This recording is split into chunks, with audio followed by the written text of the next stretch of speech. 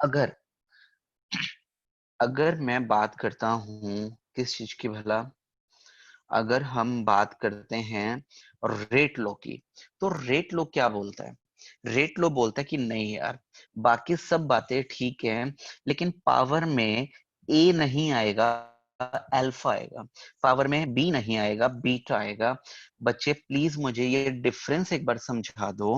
What is the main basic difference between A and small B, but alpha and beta? ये ऊपर जो alphabet ए और B है, लेकिन नीचे जो अल्फाबेट अल्फा और बीटा है, इनमें क्या बेसिक डिफरेंस है? आपको क्या लगता है, बताइए। अल्फा बीटा कांस्टेंट है। मोक्ष सैनी ने बोला अल्फा और beta are small change in concentration. जी नहीं, बिल्कुल भी नहीं। जो स्मॉल अल्फा ए और और बीटा उनकी कंसंट्रेशन है।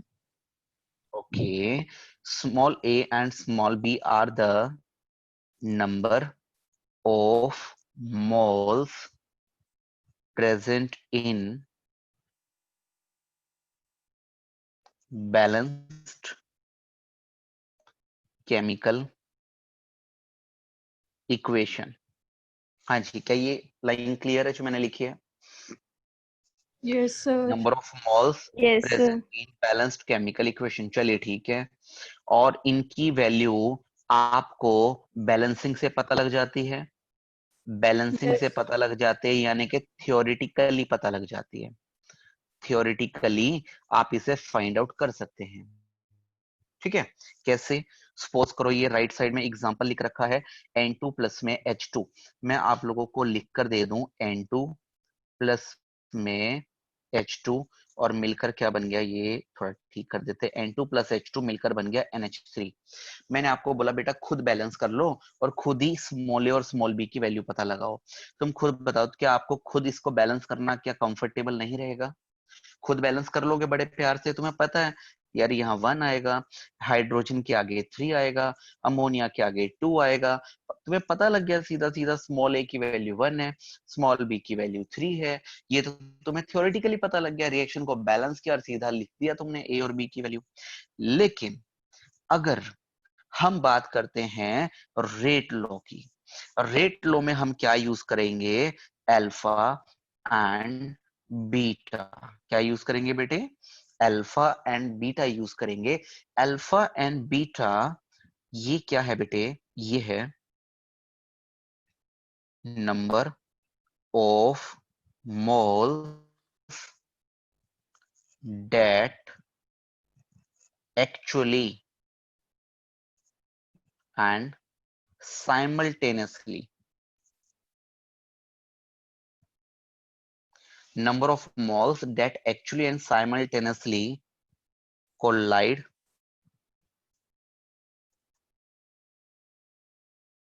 and react with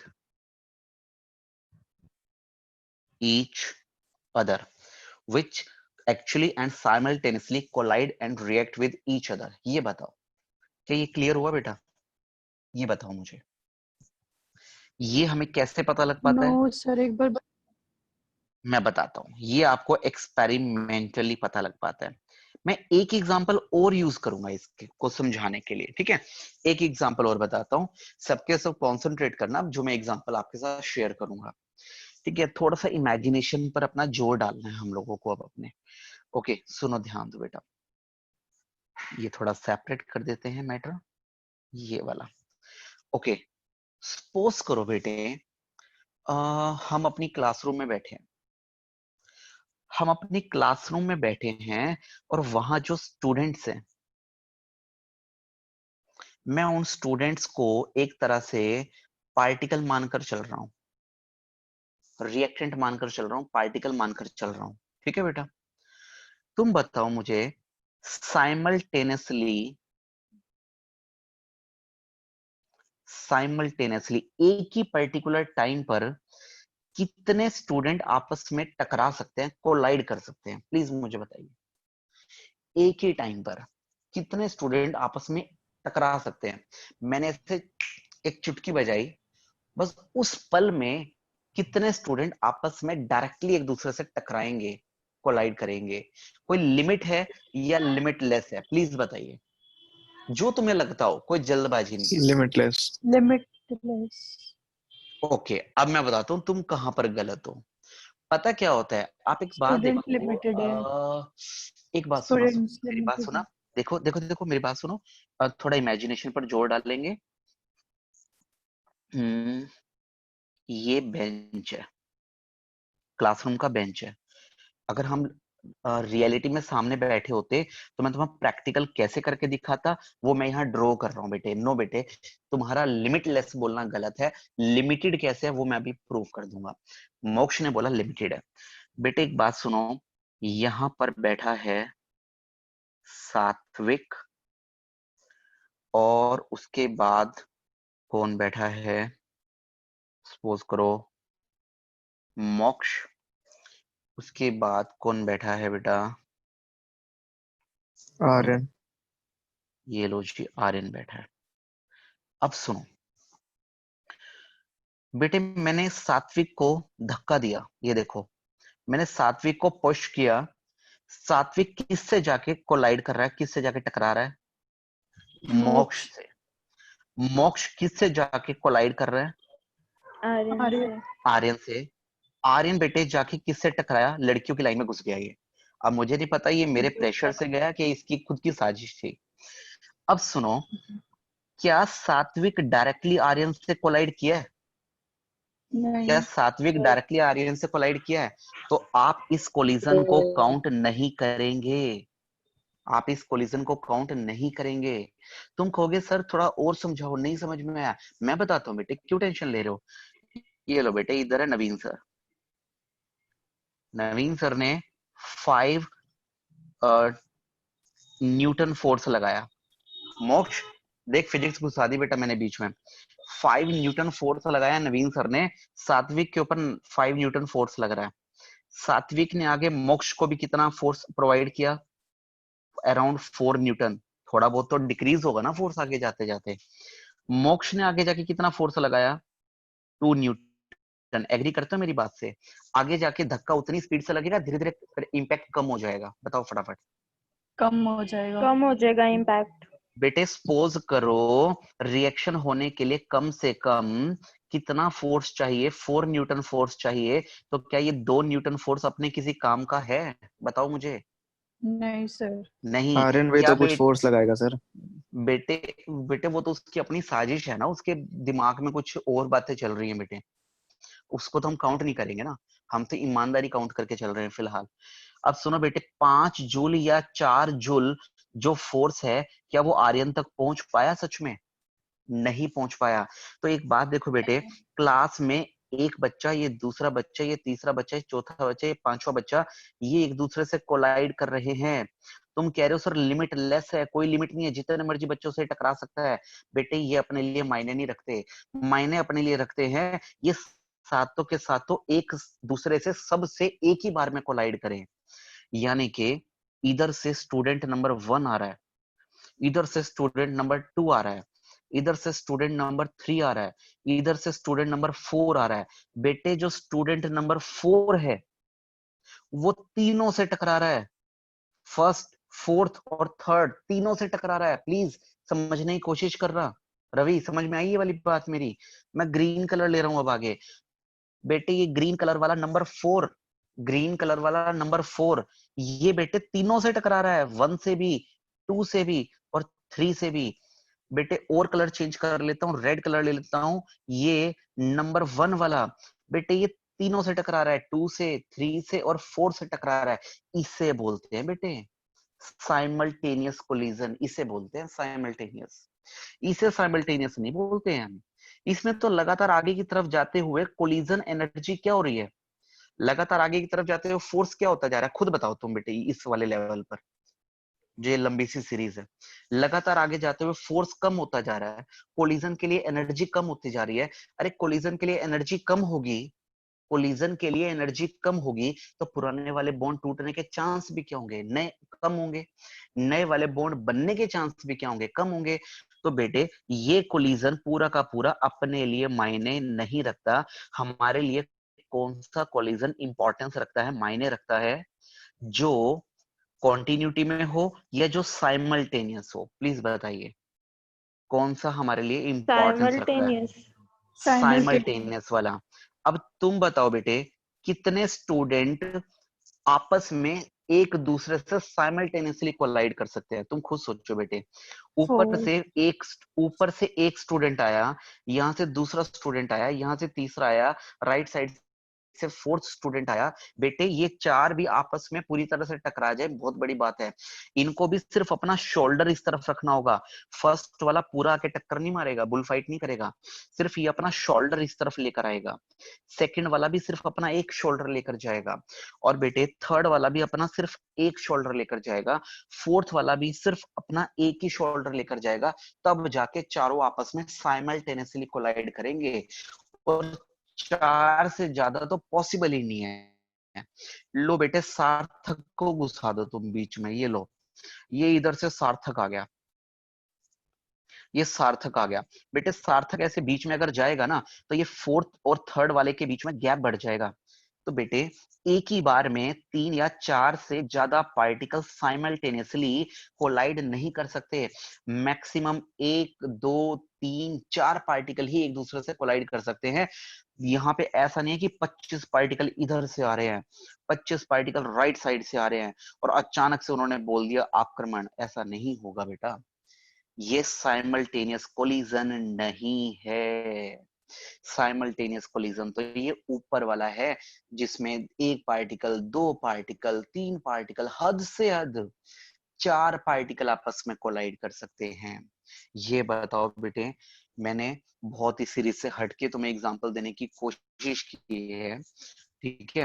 हालांकि इस तरह की एग्जांपल कोई भी देता ही नहीं, सीधे कहते हैं बस आप ये लर्न कर लो। जी नहीं, थोड़ा सा तो समझना बनता है बेटा। तो देखो, number of molecule that actually and simultaneously collide and react with each other.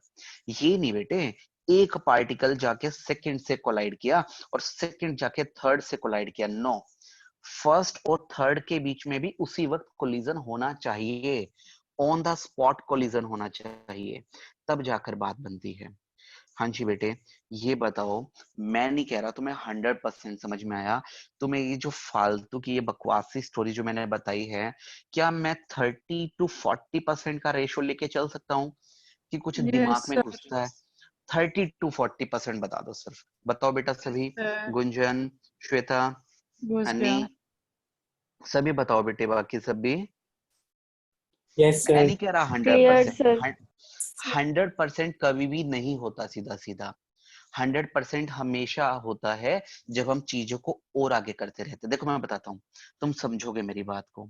देखो मैं तुम्हें अभी टॉपिक कौन सा करवा रहा हूँ, मैं तुम्हें टॉपिक करवा रहा हूँ dependence of rate on concentration of reactant. इसमें आपके सामने कौन कौन सी चीजें आ रही हैं?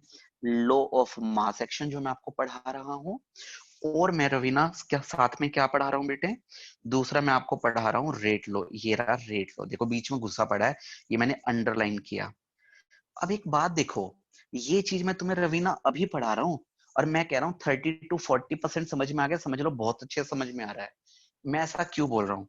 देखो मैं कितने पेज आगे लेके जाऊंगा, पेज नंबर 64 चल रहा है, पेज नंबर कौन सा आ गया? 65, देख रहे हो सभी? पेज नंबर कौन सा आ गया? 66, 65. 60, अब कौन सा पेज नंबर आ गया 67.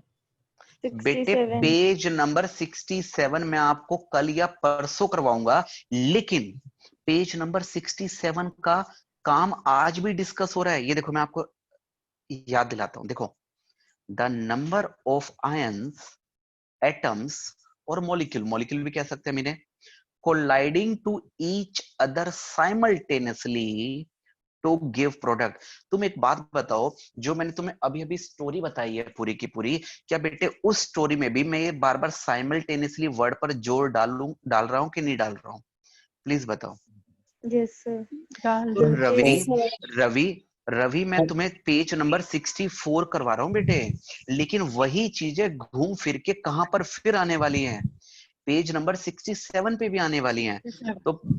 तो बेटा आपको 30 to 40% भी समझ में आ गया तो बचा हुआ कहां आपको और अच्छे से समझ में आ जाएगा, पेज नंबर 67 तक समझ में आ गया। ठीक है, तो जी सर। इसलिए टेंशन नहीं लेनी है। ठीक है, ओके। सिर्फ पॉजिटिव आपको रहना है। चलो, क्योंकि किसी भी चीज को प्रैक्टिकली समझने की कोशिश करेंगे तो उसके अंदर कंफ्यूजन भी क्रिएट होंगे, लेकिन समझ में भी फिर बहुत अच्छे से आएगा। टाइम थोड़ा सा लग सकता है, और हम एक ही टॉपिक नहीं बेटे, हम तो सभी टॉपिक को एक दूसरे से रिलेट करके पढ़ते चले जाएंगे।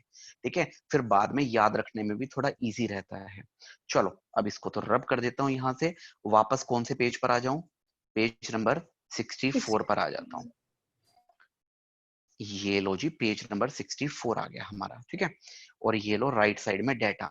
अब प्लीज मुझे सबसे पहले तो क्या क्या चीजें याद रखनी है पेपर के लिए वो बताओ। पेपर के लिए याद रखना है 2 लो। कौन कौन से लो याद रखोगे एग्जाम के लिए? लो के नाम बताओ फटाफट जल्दी से, लो ऑफ अपने मन में मास बोल सकते एक्शन हो। Rate low. Rate low. Exactly, law of mass action and rate law. ठीक है, हर्षित आप भी रिप्लाई करो। लॉ ऑफ मास एक्शन और दूसरा rate law. Law of mass action में क्या बोला? Rate directly proportional, molar concentration of reactant, molar concentration of reactant, each raised to power of their Stoichiometric coefficient. stoichiometric coefficient। पता नहीं क्यों बेटे, मेरा थोड़ा सा मन कर रहा है कि मैं इसकी डेफिनेशन लिखूं। किसकी डेफिनेशन लिखूं? मेरा मन कर रहा है कि मैं लॉ ऑफ मास एक्शन की डेफिनेशन लिखूं। प्लीज एक बार देखना बेटे मैं डेफिनेशन कैसे बना रहा हूं। अगर एग्जाम में कभी तुम्हें खुद भी बनाने का मन करे तो कैसे करोगे, उस केस में वो ध्यान दो बेटा। सुनो, डेफिनेशन मैं तुम्हारे सामने स्टार्ट कर रहा हूं।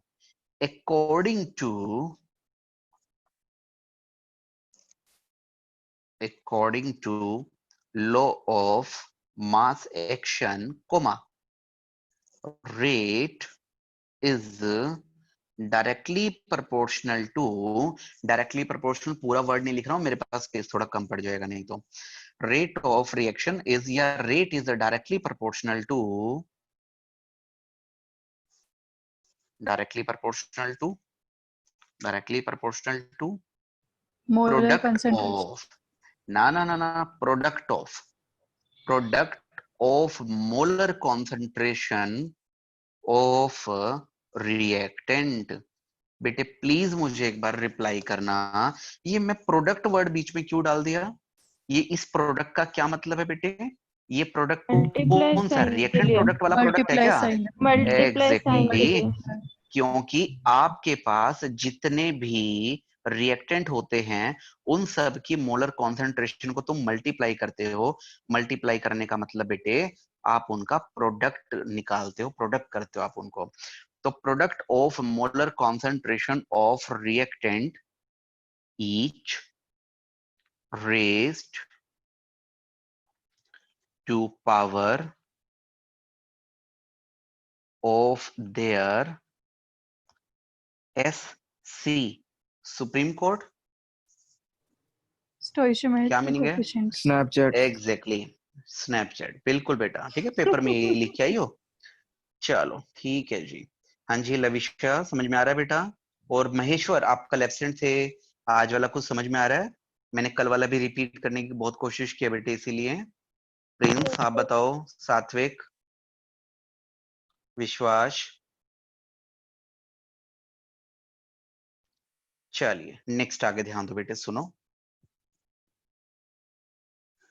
चलो नेक्स्ट आगे।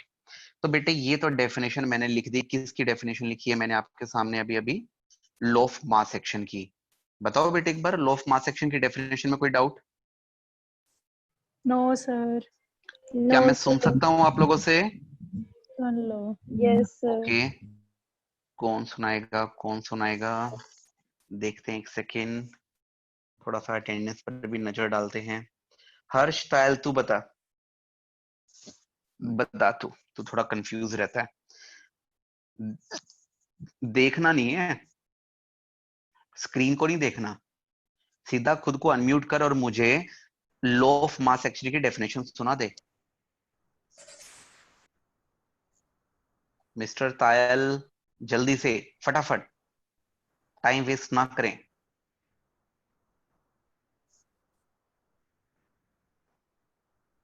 मिस्टर तायल अभी सदमे में जा चुके हैं।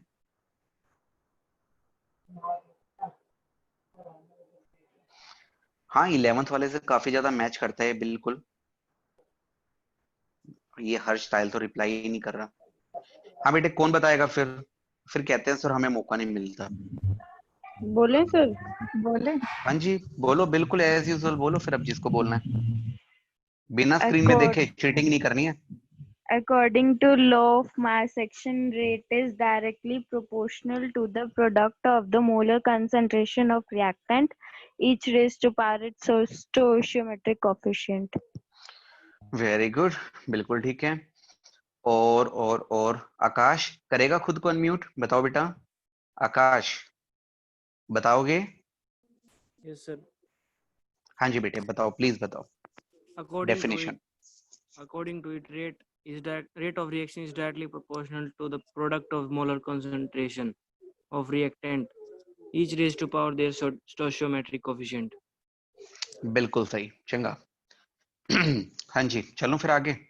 अच्छा आर्यन मैं एक चीज और लिख रहा हूँ इसमें, देख मैं क्या लिख रहा हूँ। मैं लिख रहा हूँ it is a theoretical concept. थोड़ा छोटा छोटा लिख रहा हूँ, नजर आ रहा है सबको? काफी छोटा छोटा लिख रहा हूँ। Yes, sir, visible है। चलिए ठीक है जी। तो आर्यन ये सही लिखा है मैंने जो लिखा है अभी?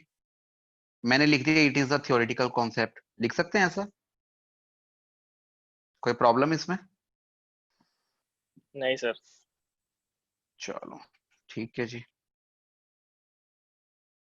आर्यन को किसी चीज में प्रॉब्लम नहीं होती, शरीफ सा बच्चा है बिल्कुल। रुको थोड़ा स्पेस क्लीन कर लेते हैं।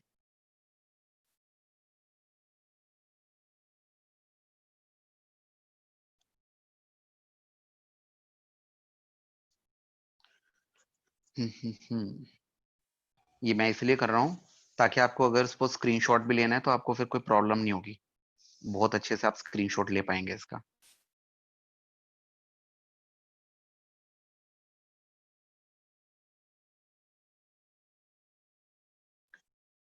ये लीजिए बेटा, अब हम बात करते हैं रेट लॉ की। ये जो ऊपर आपने किया ये क्या था जिसको मैं रेड कलर से बॉक्स में बंद कर रहा हूँ? This is the law of mass action. और जो ये नीचे वाला मैं रेड कलर के बॉक्स में बंद कर रहा हूँ इसे मैं क्या नाम दूं बताओ? रेट लो।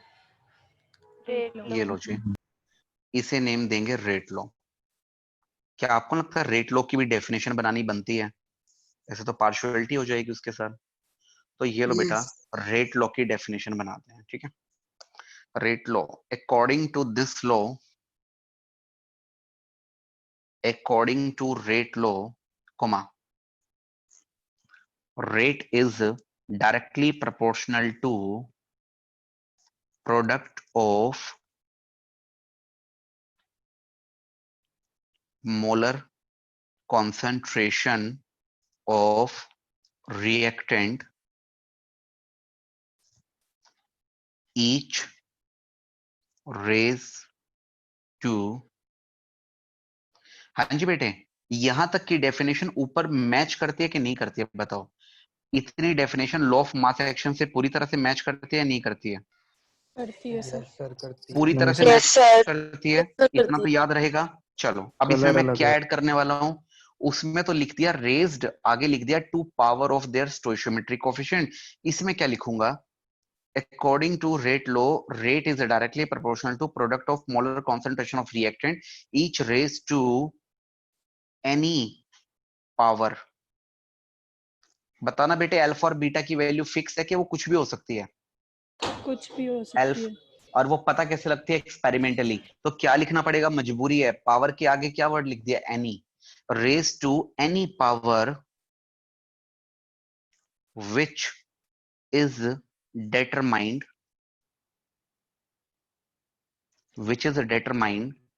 experimentally। बेटे मैं आपको नोट्स में से रीडिंग नहीं करवाता हूँ पढ़ाते हुए, मैं पूरा का पूरा अपने हाथ से दोबारा से लिखता हूँ ताकि बच्चों को एकदम से बोर्ड वाली फीलिंग आए पूरी की पूरी, कि जैसे हम क्लासरूम में बैठे हैं और बोर्ड पर हमारा काम चल रहा है। ठीक है बेटे, तो जो ये पावर है ये कैसे पता लगाते हैं अपन लोग? ये पावर हम पता लगाते हैं एक्सपेरिमेंटली। और इसीलिए अब मैं यहां पर क्या लिखने वाला हूं, यहां मैं लिखने वाला हूं it is an experimental concept. It is an experimental concept. हाँ जी, बहुत डिफिकल्ट है, या लग रहा है कि बात शायद थोड़ी थोड़ी बननी स्टार्ट हुई है? हाँ जी बेटे, बन जाएगी बात। बन जाएगी, चलो बधाई हो। हर्ष तायल, क्या लग रहा है, अच्छे दिन आए कि नहीं आए तेरे?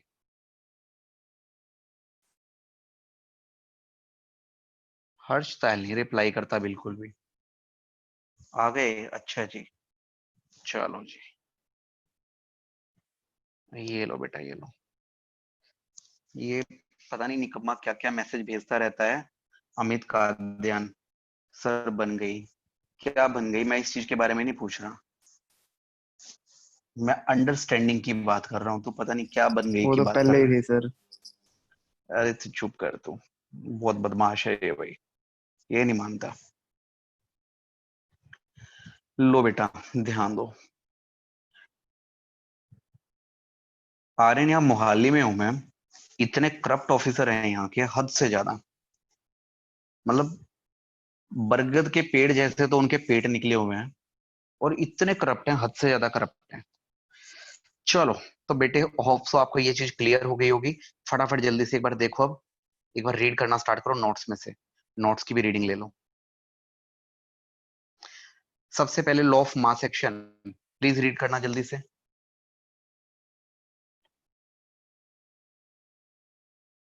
हाँ जी हो मोक्ष गया सैनी, सर। मेरे को रोक लिया था उन्होंने, मैं हॉस्पिटल से आ रहा था मोहाली में, और सब कुछ दिखा दिया, सारे डॉक्यूमेंट सब कुछ दिखा दिए, तो फिर भी बुरी हालत। तो पीछे वाली सीट पर ना वो लगी हुई थी, शील्ड लगा रखी थी, जो जाली होती है ना ब्लैक कलर की, वो लगा रखी थी सिर्फ पीछे पीछे वाली सीट पर।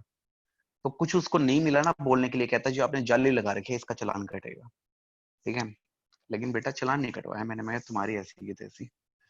हाँ जी बेटा, law of mass action read करना। According to this, rate of reaction is directly proportional to the rate of reaction is directly proportional to the molar concentration of reactant. Molar concentration of reactant with each concentration term raised to power equal to stoichiometric coefficient. बेटा कौन सी definition easy लग रही है, जो notes में already लिखी है या जो मैंने अब लिखी है? दोनों सेम ही है। ठीक है, तो जैसे भी कंफर्टेबल है कि वो कर सकते हो, थोड़ा बहुत वर्ड ऊपर नीचे, अदरवाइज कुछ नहीं, सेम ही है दोनों की दोनों। चलो ठीक है जी, तो सबको क्लियर तो है ये बताओ फटाफट मुझे, यस सर। सबको क्लियर है? Yes, sir. Okay, Yes, next sir. आगे नेक्स्ट आगे। हाँ जी उर्वशी बेटा, मैं मोहाली में हूँ, फोर्टिस हॉस्पिटल, मैं वहीं से तुम्हें पढ़ा रहा हूँ। क्यों सर, क्या हुआ? बस बताऊंगा बाद में, अभी नहीं, कोरोना? अभी। अरे निकम्मो, शुभ शुभ बोलो।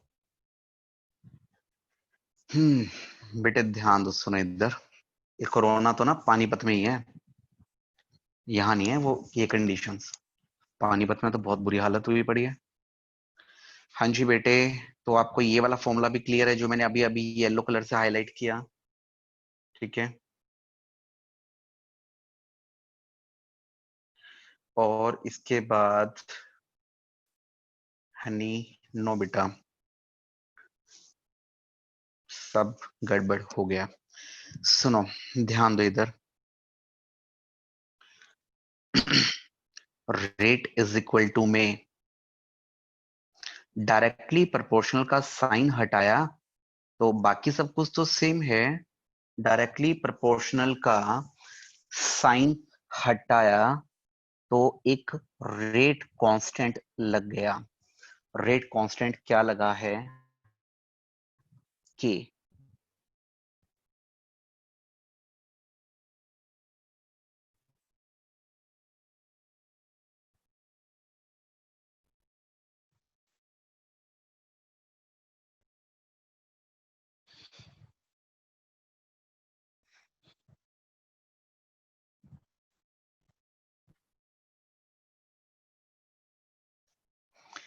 हाँ जी, ध्यान दो बेटा। तो क्या लगा दिया, डायरेक्टली प्रोपोर्शन हटकर एक कांस्टेंट आ गया, वो कांस्टेंट कौन सा है, के। तो के stand for rate constant.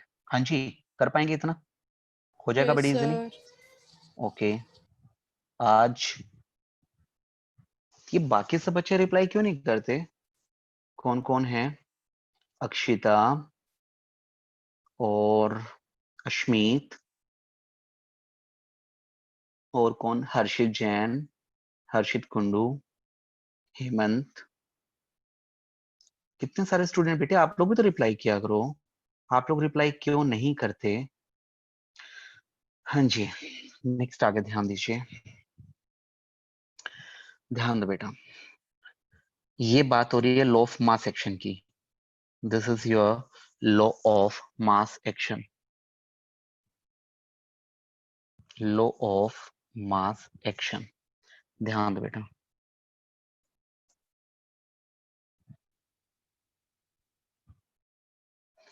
But it is not always true,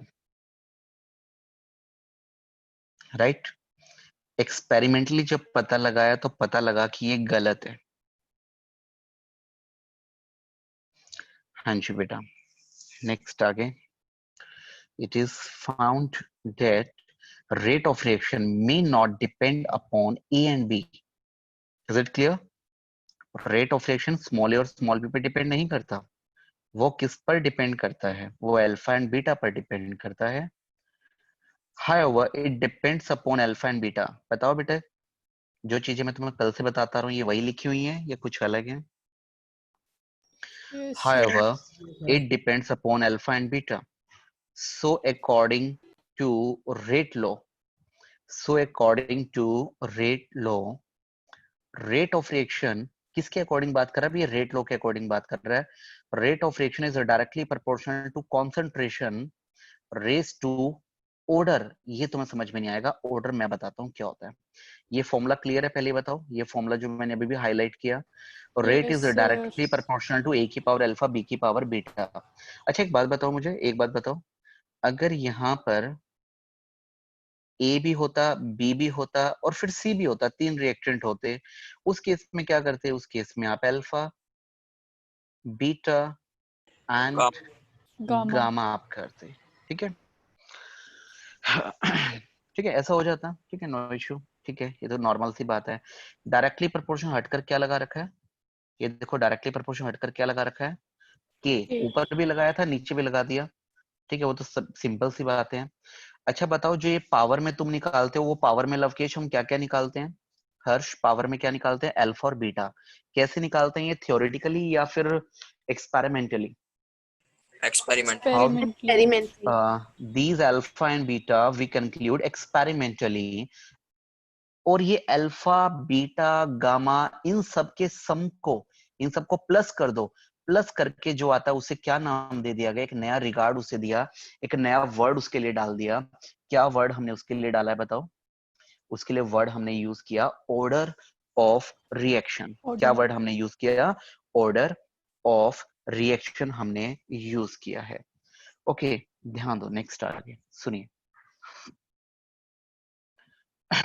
हाँ जी, तो ऑर्डर ऑफ रिएक्शन की डेफिनेशन बनती है लिखनी, ठीक है, एग्जाम में 1 मार्क में आने का चांस बहुत ज्यादा है। ऑर्डर ऑफ रिएक्शन ये लीजिए, order of reaction, order of reaction हम क्या करेंगे, it is the sum of powers of, it is the sum of powers of molar concentration, it is the sum of powers of molar concentration of reactant according to कौन से law के according होता है बेटा ये, Ashmeet, Rate law. according to rate law,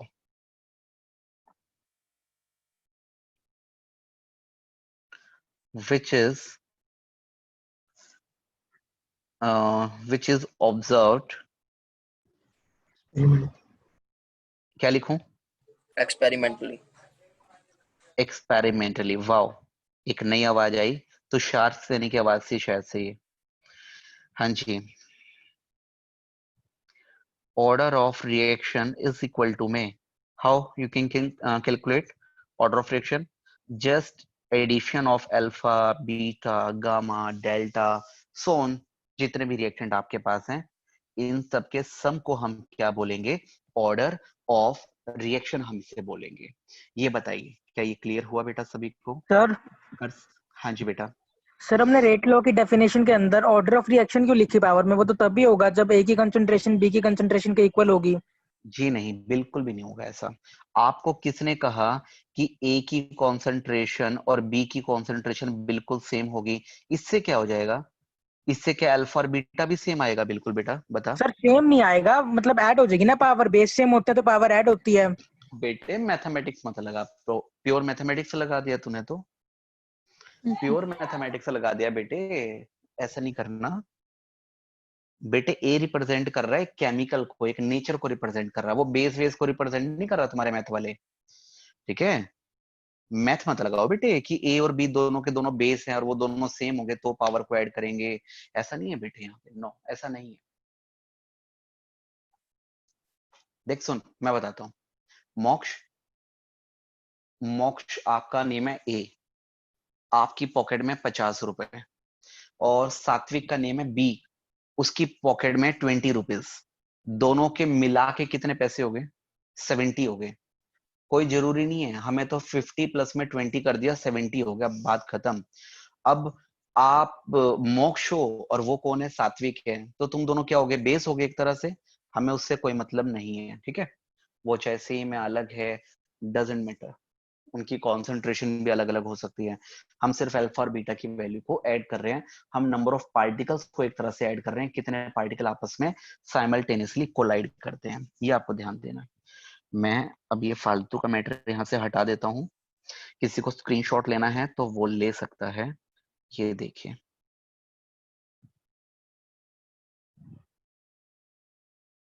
ये लीजिए,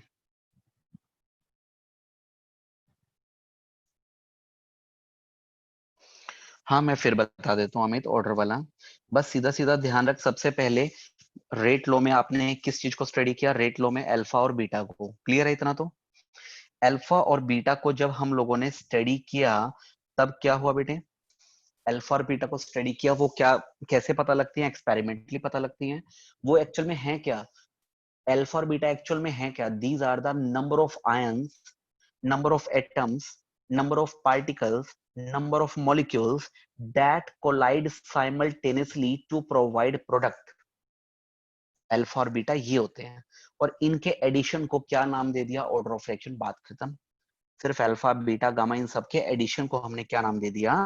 order of reaction हमने इनको बोल दिया। सिर्फ इतना सा आपको ध्यान रखना है, ठीक है बेटे? ओके, नेक्स्ट आगे ध्यान दो। इसके बाद स्क्रीनशॉट लेना है तो मेरे पास एक और थोड़ा सा दूसरा ऑल्टरनेट भी है। ये लो, मैंने अपनी स्क्रीन को थोड़ा सा रोटेट कर लिया, ये देखो, अब आपके पास आई थिंक एक ही पेज पर आ गया सारा मैटर। ये लो, अब देखो स्क्रीनशॉट एकदम मस्त वाला आएगा, अब आप ले सकते हो स्क्रीनशॉट। मैं तो ले लेता हूँ, तुम लेते रहना फिर इजीली आराम से। ये लो, मेरा तो स्क्रीनशॉट आ गया, ठीक है बेटा? चलो बेटे, बड़े सारे एग्जाम्पल मैं साथ साथ यूज करने की कोशिश कर रहा हूँ। कुछ बच्चों को ये चैप्टर डिफिकल्ट लगता है, बट कुछ बच्चों को बड़ा इंटरेस्टिंग लगता है, ठीक है? थोड़ा सा पॉजिटिव रखना पड़ता है हमें इस चैप्टर में खुद को, ठीक है? ये जरूरी है, ठीक है? मानता हूँ थोड़ा कंफ्यूज करता है, लीग से हटके है, बट क्यों टेंशन ले रहे हो बेटा, मैं भी तो हूँ तुम्हारे साथ में। चलो, अब इसके बाद बेटे, जब तुमने ये डायरेक्टली प्रोपोर्शन हर बार हटाया है तो क्या लगता है? ये ऊपर, ये तुम यहाँ डायरेक्टली प्रोपोर्शन हटाओगे तो, सॉरी, डायरेक्टली प्रोपोर्शन हटाओगे तो क्या लगेगा? एक कांस्टेंट लगेगा। क्या बोलेंगे बेटे उस कांस्टेंट को? Rate constant. उस रेट कांस्टेंट का सिंबल क्या है? के। तो लो बेटे, अब हम रेट कांस्टेंट की बात करेंगे।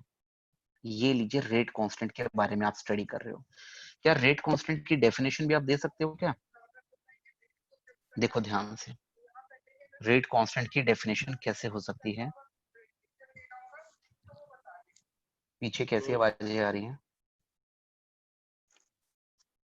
रेट इज इक्वल टू के इंटू में ए इंटू में बी। हाँ जी, ये क्लियर है? पहले ये बताओ, रेट इज इक्वल टू के इंटू में ए इंटू में बी। बेटे अगर मैं ए की कॉन्सेंट्रेशन 1 ले लूं, बी की कॉन्सेंट्रेशन 1 ले लूं, किसी की कॉन्सेंट्रेशन, किसी का मैग्नीट्यूड अगर 1 हो जाए तो उसके लिए एक और शब्द इस्तेमाल होता है बहुत बार, यूनिटी। अगर आपने molar concentration of reactant unity कर दी, 1 1 कर दी, तो रेट इज इक्वल टू में क्या आ जाएगा? के। रेट इज इक्वल टू में क्या आ जाएगा बेटे? के आ जाएगा। ये आपको ध्यान रखना है। रेट कांस्टेंट, रवि ध्यान दे, rate constant can be defined as the rate of reaction. Rate constant can be defined as the rate of reaction when molar concentration of reactant is taken as, क्या बोलूं बताओ? When molar concentration of reactant is taken as, क्या बोलूं बताओ? हाँ जी, क्या बोलेंगे, क्या बोलेंगे, फटाफट बताओ। लवकेश आप भी रिप्लाई करो बेटे, कहीं पे डाउट है तो वो बताओ साथ साथ। हाँ जी, हाँ जी हेमंत, क्या क्लियर हुआ बेटे? हाँ जी, हेमंत ने भी रिप्लाई किया है। अंबिका, खुशी, इशिका, मोक्ष, इन बच्चों ने रिप्लाई किया था। देखो बेटे, अब आपको यही वाली डेफिनेशन देखने के लिए भी मिलेगी आपके नोट्स के अंदर भी। ये लो डेफिनेशन देखो। रेट कांस्टेंट की definition can be defined as the rate of reaction when molar concentration of each reactant is taken as unity. It is also called, rate constant का एक और नाम क्या है? स्पेसिफिक रिएक्शन रेट भी हम इसे बोलते हैं। इसकी कैरेक्टरिस्टिक्स क्या क्या है बेटे, इसकी इंपॉर्टेंस क्या क्या है? सबसे पहले इनको रीड कर लो बेटे आप एक बार, इन 5 के 5 पॉइंट्स की रीडिंग लो एक बार आप लोग, जल्दी से करो फटाफट।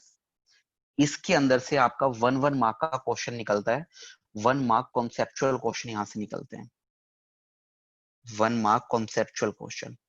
इंपॉर्टेंट है बेटे ये पॉइंट आपके।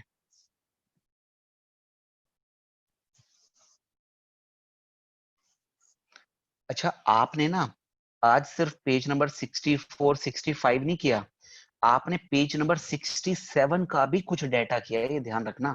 तो हमें कल या परसों टाइम थोड़ा कम लगेगा, कल नहीं बेटे, कल तो हमारा इसी में निकल जाएगा लेक्चर, परसों तुम्हें टाइम कम लगेगा कंपैरेटिवली वर्क के दौरान।